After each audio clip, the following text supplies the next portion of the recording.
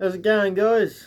So today's video is just a real quick short, and it's basically covering the economics of the possum trapping.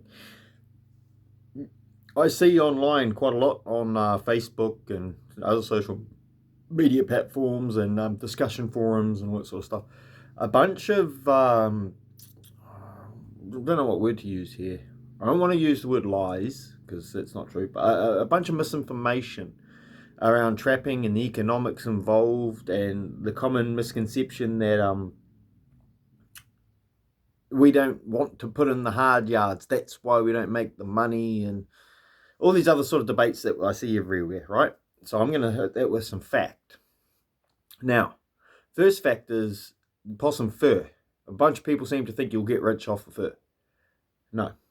Factually, fur at the date of this recording, which is the 20th of December 2025, pays $110 per kilogram of fur. Okay. To obtain 1 kilogram of fur, you're looking at between 16 to 20 possums, depending on the area you're in, the size, and the time of year. In the winter, obviously, they'll have thicker fur, so you get a little more off each possum. But okay, so we'll work on those. We'll work with those numbers between 16 and 20. Now, if you're shooting them, that's one thing. You can go out and shoot 20 in a night. That's easy. You can trap 20 in a night. That's easy. But we're going to look at the trapping side. All right. To trap 20 possums, you need, say, 40 traps if you want to do it in one night. That's if you get a 50% strike rate. All right.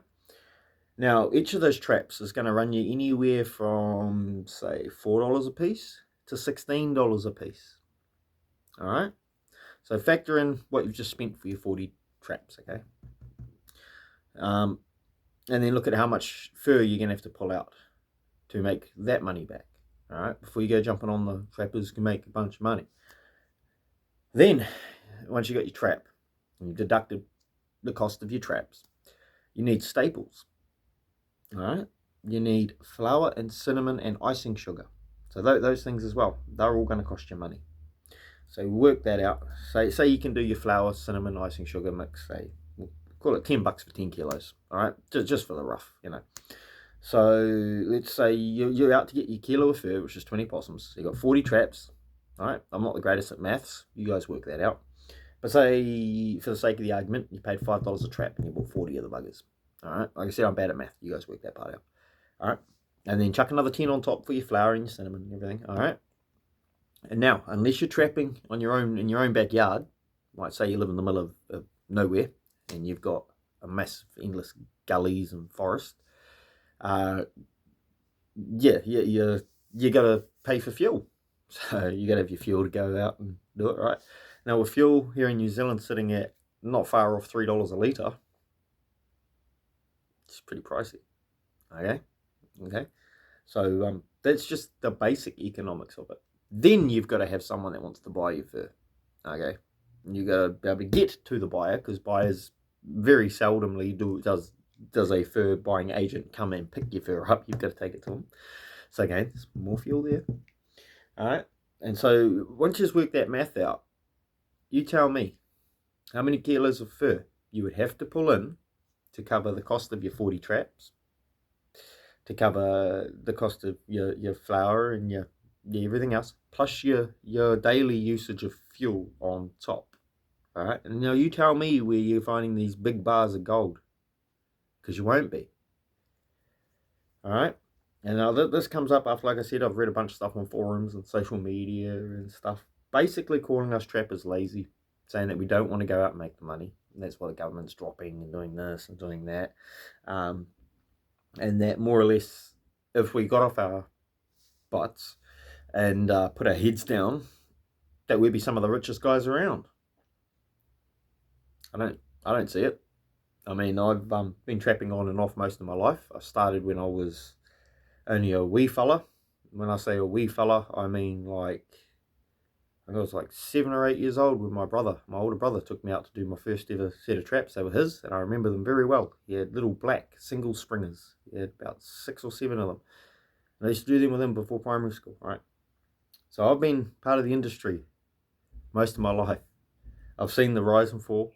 I've seen the in the fur prices. I've seen the rising cost of traps.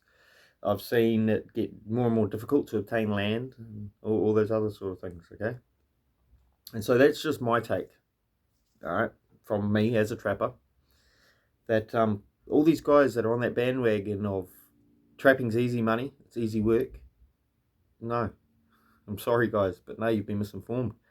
I just want to put it out there that I'm not making this video to discourage anybody from getting stuck in, all right? It's a double-edged sword. I just want people to know the truth. I want as many guys out there trapping as possible, because the more trappers there are, the less room there is to drop baits. All right, but I don't want to disillude anybody into becoming a trapper either. I want them to understand that it's not a get-rich-quick scheme. There's a lot of hard work involved. There's a lot of overheads. There's you've got to sink a fair bit of money in to get started. I mean, I have traps, I have rifles, I have all my lure, all my everything. I took a loan to get all of what I've got, guys, and I'm still paying it off. All right, you don't make a lot. I'm telling you now, you don't make a lot. The only reason I took that loan and went in head first like I did was because I already knew what I was up against. Like I said, I've got most of my life was doing this. Yeah, I think the biggest mistake I made in the past was I gave up doing what I was doing, sold all my gear, so I've kind of had to start again. So I'm playing catch up.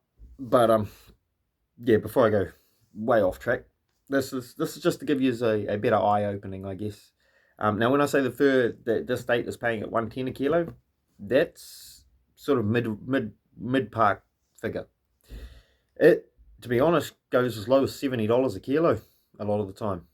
All right, very seldomly does it go up as high as 150. It can do, and that's what we all pray on as it hits the 150 days. I think in my whole life, the highest it ever was 175 a kilo, but that was only for machine plucked, and it had to be certain coloured fur and everything. There's a bunch of stipulation around it.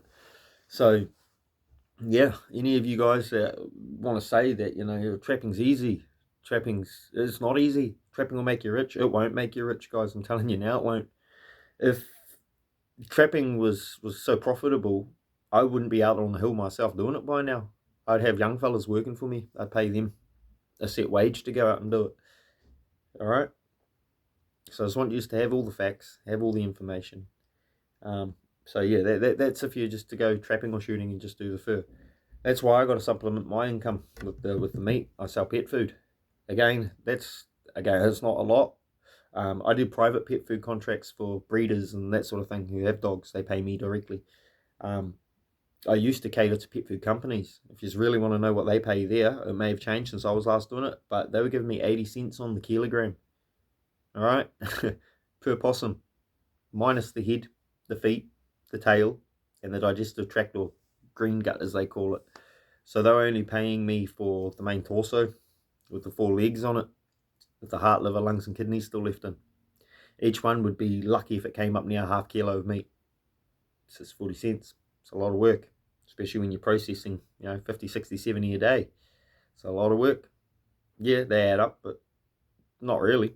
Not when, each one's less than half a kilo and they're paying you that much. So I just wanted to put this out there, give you guys some of the more accurate facts around the possum trapping. Skins still pay all right, but they're very selective. Your skinning game has got to be A-grade skinning game. You've also got to get the right coloured skins, the right sizes, and the demand on them fluctuates. You can have a tannery that's after, say, just dark skins, and they're requiring like 600 dark skins. You might go get yourself 5 of those dark skins. Skin them all A-grade, get them all perfect. You ring the tannery and, oh, sorry, bro, we've had our quota. We have no interest in those skins anymore. We're after this colour or this size.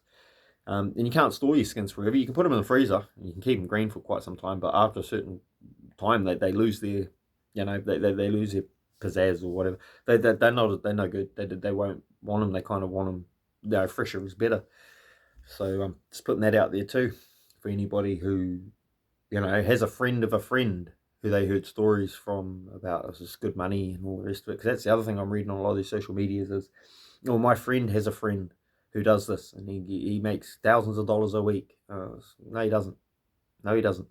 He unfortunately is pulling the wool over your fella's eyes, probably because he himself knows he's not made a mistake, but could have been done a lot better. And so instead of being completely honest with you, he's telling you he's doing really, really well. He's saving face, basically, guys. All right. I mean, they're very few and far between. There might be one or two guys that made a buck or two, but again, they're very, very few and far between. I know guys that have done this most of their lives. They're older than I am. I'm 30. I know guys in their 60s that still go hard, and they laugh. They laugh at me. They laugh at a lot of the younger fellas. Don't get into it, they reckon. Well, that's because of the money. All right. One of my main drives behind doing this, I've got a few, which I'll just come clean with in this video, is I struggle to find work for other people. I made some silly mistakes in my past. Nothing too horrendous, nothing too serious, but some silly mistakes nonetheless. So I have trouble finding employment. So I lean on what I know. I've been doing this since I was a child, so I lean back onto this. The other reason I do it is the conservationist in me.